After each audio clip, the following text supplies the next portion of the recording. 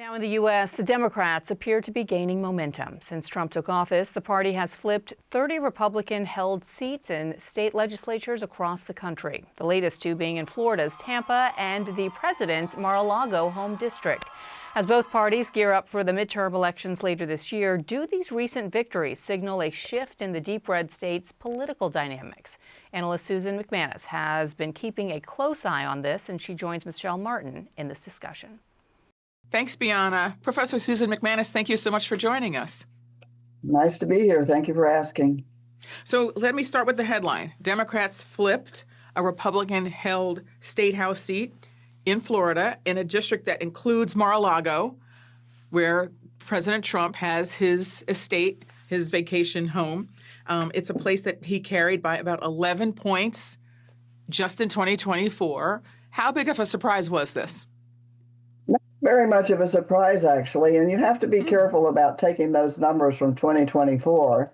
For one thing, Democratic turnout was 7% lower than Republican, and Republican registrants were a lot higher. So you have to be cautious about using those. But what we were seeing in that district was a very, very well-run campaign by Gregory, doing some things that you also saw in another district in Florida that flipped in my area, Senate District 14. So two seats flipped that same evening. They showed a lot of commonalities. First of all, both of these victors were first-time candidates. Mm-hmm. And one thing we know for sure is that a lot of people, particularly younger voters, and we see that we have more of those in Florida than a lot of people realize, that is what they're looking for. I always refer to it as the phenomenon of new faces in high places. So she was a first-time candidate. She was a mom. She has her own business as a wellness business for postpartum women, and she's also married to an Army vet.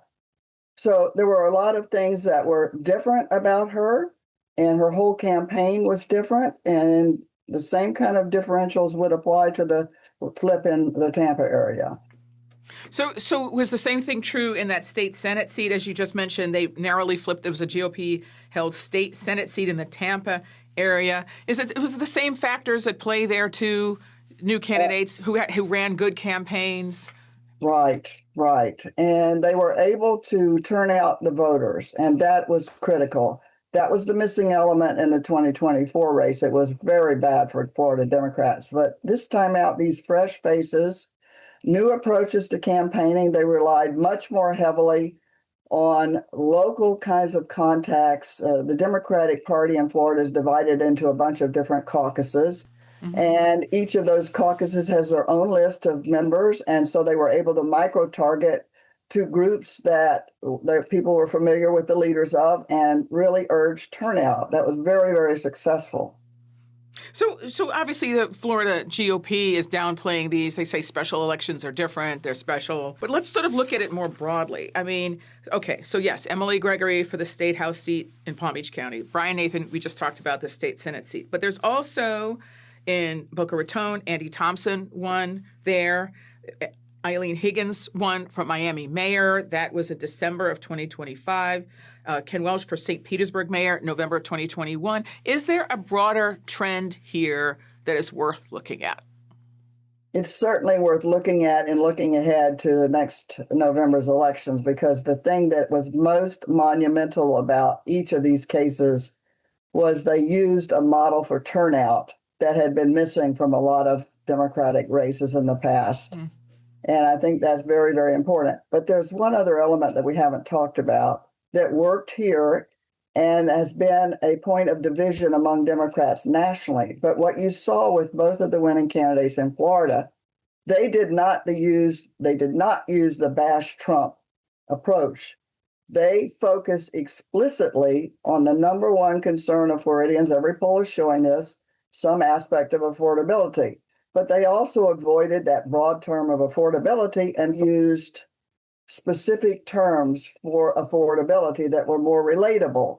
Gas prices, grocery prices, those two top the list, but also insurance costs, housing availability is a shortfall, all of those things. And Gregory and Nathan both pointed out don't you want somebody to look at these things and focus on it? And here I am, and I'm a member of your community, and I can do the job. Just get me to Tallahassee. And you said that they didn't focus their campaigns on Trump. Right. But Trump is at the center of a lot of those issues. I mean, that is the whole argument.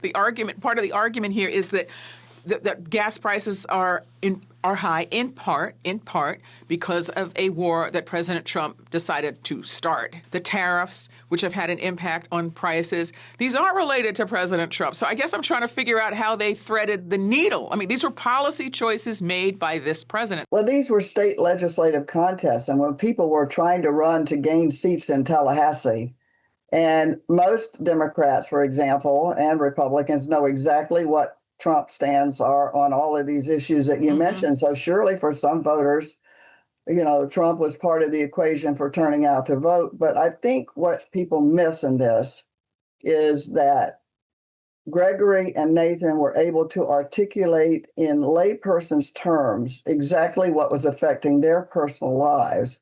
And that's what got turnout up. After all, in a lot of places in Florida, there were 2 other elections that day where Republicans clearly ran away with those 2. So Democrats won 2, Republicans 2.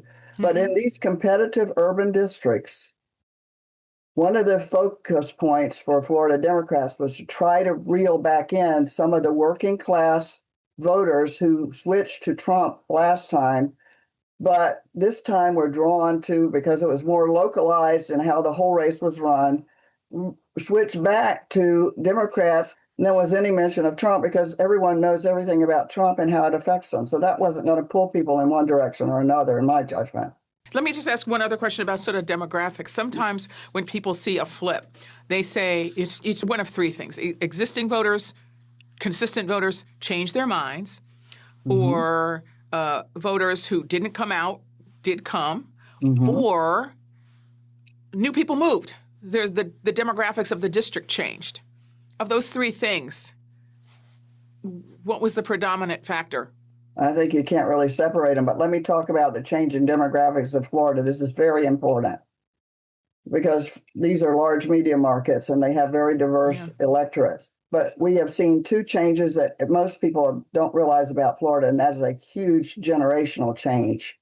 At this point in time, what you see is that the 2 younger generations, that would be millennials and Gen Zs, make up 36% of Florida's registered voters, boomers 32%.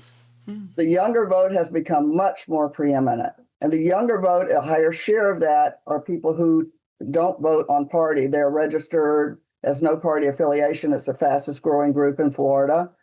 And so the candidates, the thing that really helped bring some of those younger people in and the no party affiliate people in was this demographic that was open to new faces in high places.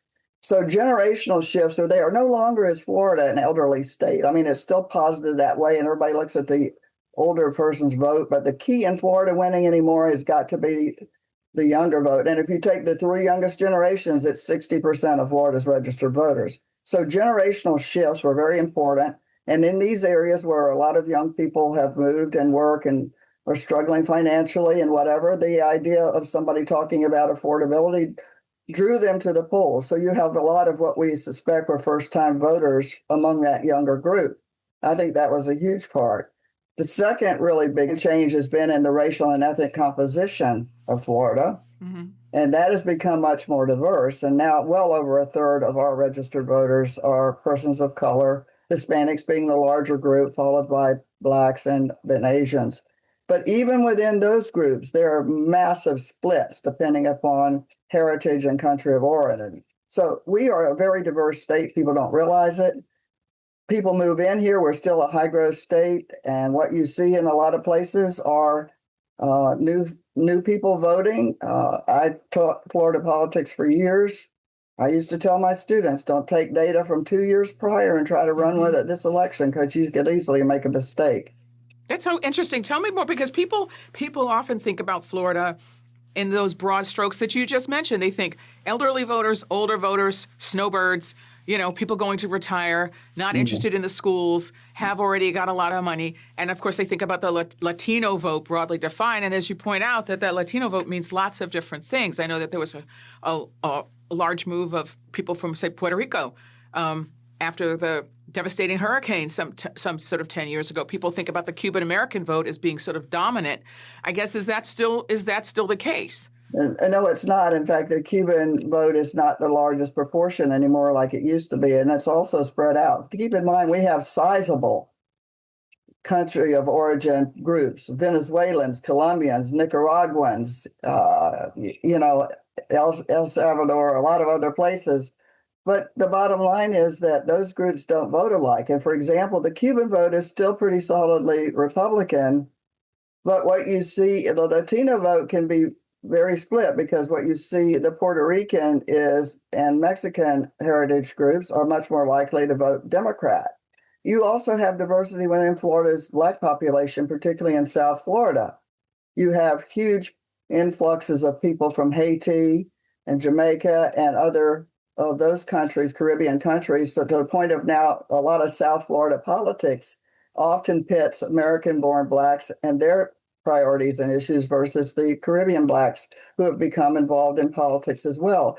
Same thing is true among our Asian makeup. You have different leanings of people who come from or have heritage from India versus those, for example, from Vietnam. One size fits all does not describe Florida in any way, generationally, racially and ethnically, or even from a gender perspective. Let's take a bigger step back and talk about why Florida matters so much in our national politics. I think Florida has been sort of a pain point for Democrats. We're sort of talking about Democrats here. Right. The last time a Democrat won the state in a presidential race, as I understand, was Obama, I think, right, in 2012. Right. They thought that it was going to be sort of purple, it was going to stay purple, it was going to be competitive, and then all of a sudden it seems to have taken this rightward turn with President Trump prevailing there and doing very well there. It just seems as though Democrats seem to feel that they should be able to have a lock on the state and have not been able to sort of consolidate their gains there. Why is that? The big shift was COVID. A lot of people don't know how many people moved into Florida during those COVID years. And an example of this would be in October of 2021, there were still more registered Democrats than Republicans. Today, the breakdown is Republicans 41%, Democrats 30%, and no party affiliation in minor parties 28%. Or thereabouts. So COVID, people who moved in here were a lot of younger people. We had jobs. We were open state. The environment's good. The cost of living's not bad. And there were jobs available. So you saw a younger population moving in here. And there was a second group of people that also moved in here, kind of unnoticed. It was sort of younger families moving in here for parents that had relatives here and could stay here or whatever. They did not want their kids locked down. They wanted them to be able to go to school in person. So those are two of the demographic shifts that kind of went unnoticed, but that's what accounted for the huge change in the partisan makeup of the state. But I am curious, do these folks that you're talking about see themselves as Floridians? Are they invested in the politics there? I think they are, particularly those family ones we're talking about, because of education. And again, Florida's a state that has the school choice and a lot of options for people. But education is always a big part of it. And for some of these people moving in here, we don't have an income tax, and that's a very big attraction to a lot of people. But some of that's changing now. And one of the questions you kind of asked was how Democrats lost some of this. And I have looked at their briefings and analyses of why they've lost elections, and there's several things that have commonly been pointed out have been problems. And one is this inattention to the changing demographics, which meant that some of the campaign strategies and messages and so forth were kind of stale or weren't working. So that was one of the things you saw really happening. But a second one was, and this is very important going to our special election ones, a second really big complaint among Democrats of Florida, and a lot of party activists, was the outside consultants that were sent into Florida to campaign for Florida candidates. And we had a lot of complaints from local party people that said the people they sent in didn't know anything about the area or whatever else. A huge shift in the special election in Mar-a-Lago and the one here in Tampa.